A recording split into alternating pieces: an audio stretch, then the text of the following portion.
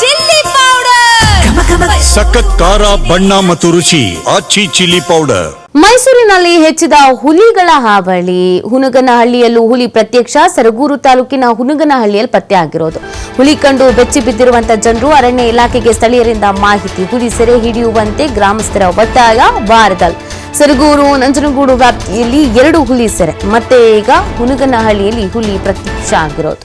ನೋಡಿ, ಈಗಾಗಲೇ ಸಾಕಷ್ಟು ಬಾರಿ ಮನವಿ ಮಾಡಿದ್ರು. ಇದರ ಬೆನ್ನಲ್ಲೇ ಹುಲಿಯನ್ನ ಸೆರೆ ಹಿಡಿಯಲಾಗಿತ್ತು. ಈಗ ನೋಡಿದ್ರೆ ಮತ್ತೊಂದು ಹುಲಿ ಪ್ರತ್ಯಕ್ಷ ಆಗ್ಬಿಟ್ಟಿದೆ.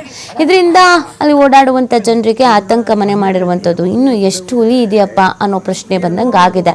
ಯಾಕಂದ್ರೆ ಗ್ರಾಮಸ್ಥರಿಗೆ ಓಡಾಡೋದಕ್ಕೆ ಕಷ್ಟ ಆಗ್ತಾ ಇದೆ, ಭಯ ಆಗ್ತಾ ಇದೆ. ಮಕ್ಕಳನ್ನೆಲ್ಲ ಸ್ಕೂಲಿಗೆ ಕಳಿಸೋದು, ಕರ್ಕೊಂಡು ಬರೋದು, ಇದು ಕೂಡ ಆತಂಕ ಆಗ್ತಾ ಇದೆ.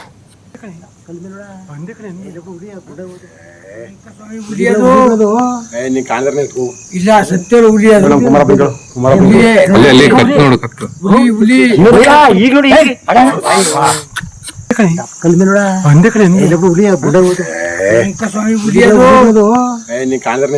ಇಲ್ಲ ಸತ್ಯ